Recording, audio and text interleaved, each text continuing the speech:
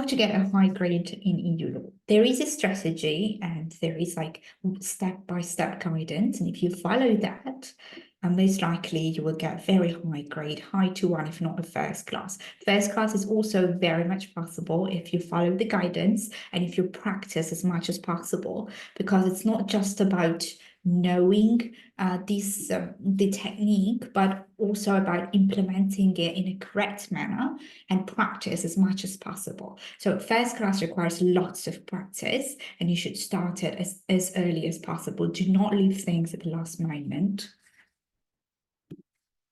This is what you need to do.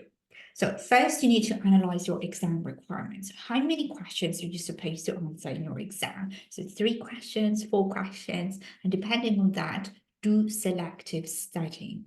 So select the topics that you feel more comfortable with, depending on how many questions you have to answer. So if you have to answer 3 questions, you could select 4 topics just to have one as a backup in case you don't get a question you were expecting.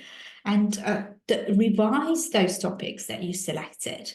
After you revise those topics, then you have to practice as much as possible answering problem and essay questions on those topics. And make sure you follow your professor's guidelines. Read the lectures that you have been given, the slides, and listen to the lecture recordings if you have them.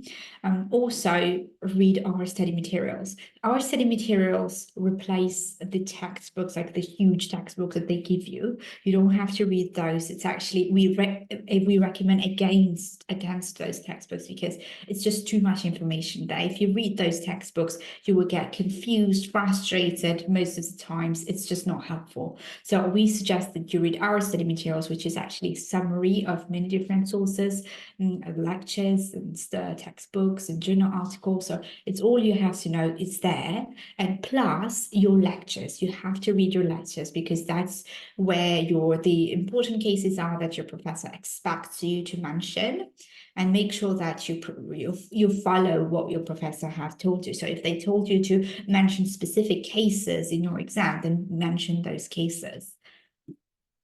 Most examinable topics in EU law are these 4 topics. This is like the most common questions that come up on all the EU law exams I've seen in all the English and English universities. So free movement of goods always comes up as a problem question, very rarely as an essay question. It is usually mixed with state liability. So there is a measures equivalent to quantitative restrictions and also legal issues about state liabilities that you have to discuss, usually as a problem question. Free movement of people most likely will be a problem question, but it could be an essay question, although it's unlikely. Supremacy and Brexit, this is what usually comes as an essay question.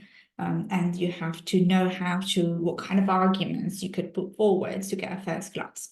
Direct effect, also most likely a problem question, but it could be an essay question, although unlikely. Today's topic is Brexit, and also it comes as an essay question most likely. So essay questions are usually more difficult because it does not only require knowledge of law and cases and statutes and EU regulations, but also it requires knowledge of academic opinions and journal articles. And so that's what makes it more complicated. And you have to come up with your own arguments here. Whereas in case of problem questions, you have to know the law and apply the law to the facts of the case. Whereas here you have to come up with arguments, which is, I believe, more challenging for students. We often see essay questions about Brexit in EU law assessments in the last few years. We recommend you revise this topic and practice answering an essay question on it. We have an example essay question on simple studying, and I strongly recommend you have a look at it. Also in the notes on Brexit that we have on simple studying, we have very important recommendations, and you should be reading that. In this presentation, I'll take you through very important legal knowledge that you need to know to answer successfully an essay question about Brexit. So first of all, before we dive into the legal issues that you need to be discussing in this essay, just general guidance about how you're supposed to structure the essay question. Very important that your structure is very clear and your arguments flow logically and clearly in a way that just leads to the conclusion in a very nice manner. If your structure is not very good, you're not going to get a first class. Structure is very important for a first class. So you have to divide the essay in different legal issues. So it starts with an introduction, be like 10% of your essay, where you would put like the general information about about Brexit and what privileges the UK lost, and so on. But for you to know, this is how you're supposed to structure the arguments. First, you have to identify the issue you want to discuss. Then you have to discuss the law about it, the relevant law about the legal issue that you're discussing, then refer back to the question. In the problem question, you're referring back to the facts of the case that you've been given, and you apply it to the facts of the case and provide analysis. Here, you don't have a problem question, you don't have a facts of the case, therefore, you have to refer back to the essay question asked and make an argument. You cannot just explain law that does not refer back to the question. It's very important. A lot of students fail to do this properly. So make sure that everything you mention, all the laws, all the cases, all the EU regulations you mention in the essay, refer back to the question and makes a point, has to make an argument.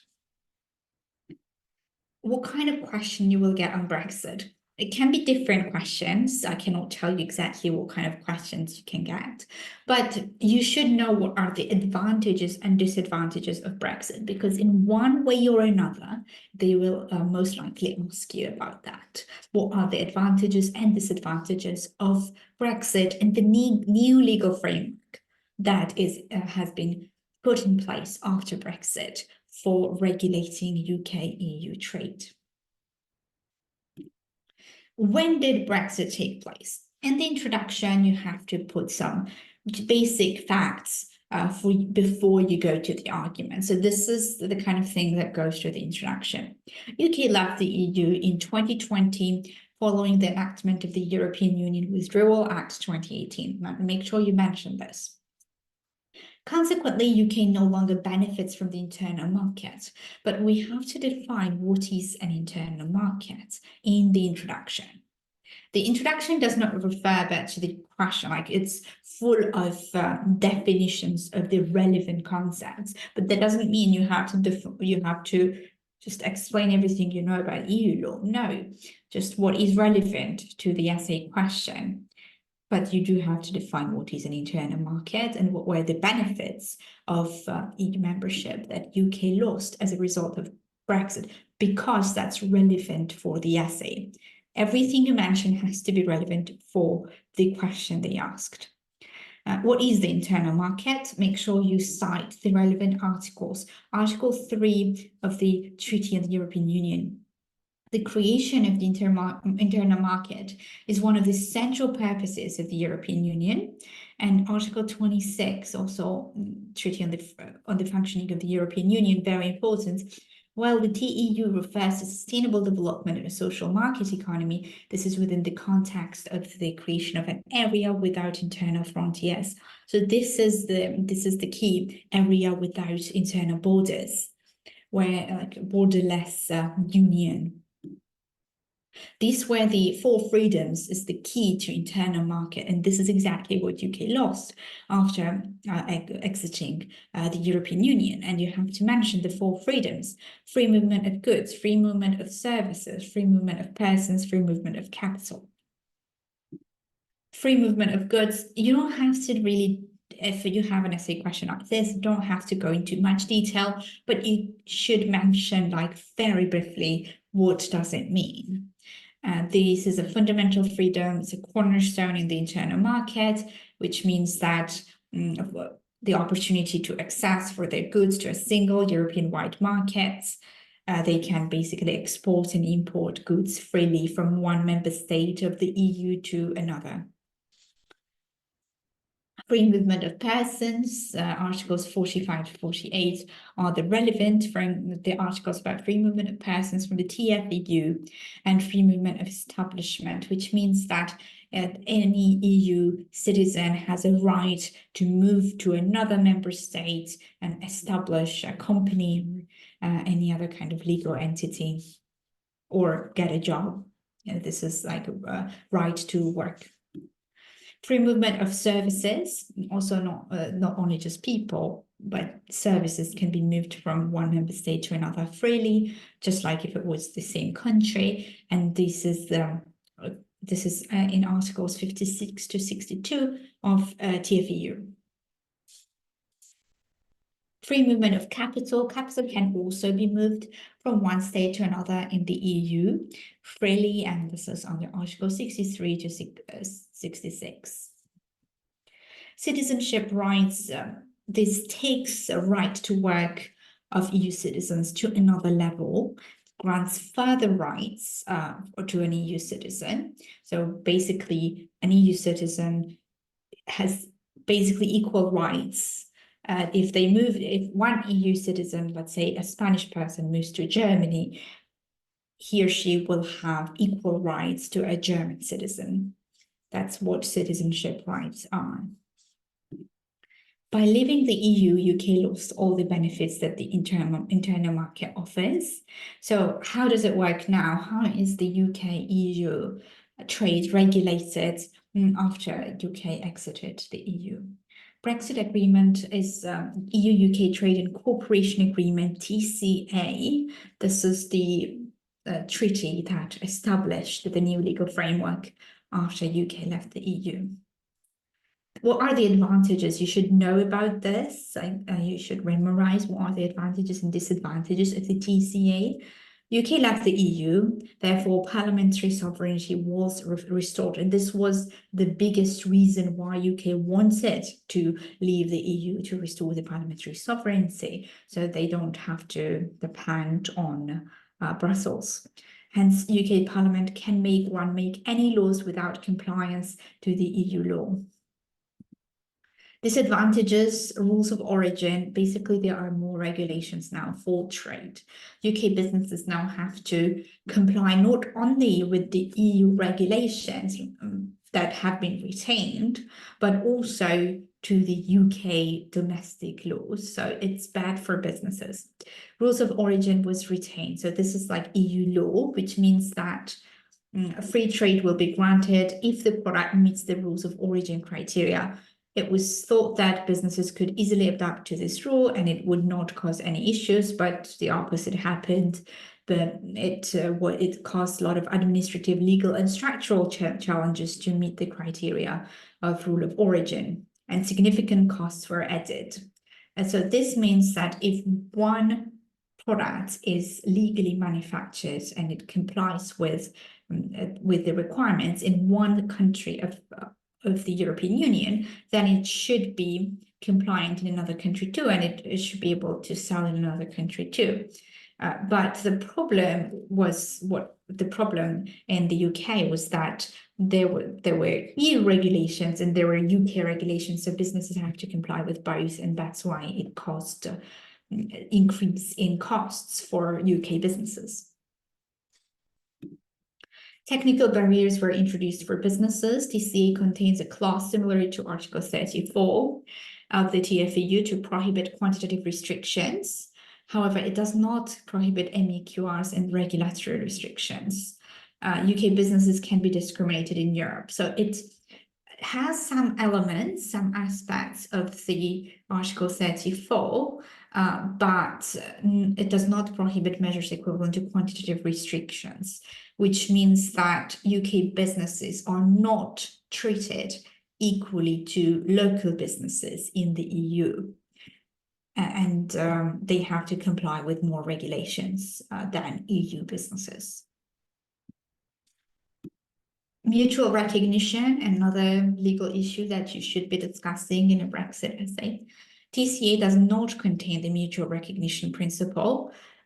from Cassis de Dijon, which is an important aspect, and also important to make sure that EU member states do not discriminate foreign goods, and this is not something that is included in the DCA. Northern Ireland Protocol. Northern Ireland is still in the EU single market, and TCA introduced soft checks on trade between Britain and Northern Ireland, which creates further trade barriers for British businesses trading in Northern Ireland. These are the main arguments that you should remember, but obviously we just went through very briefly about the arguments, and you should review it in more detail.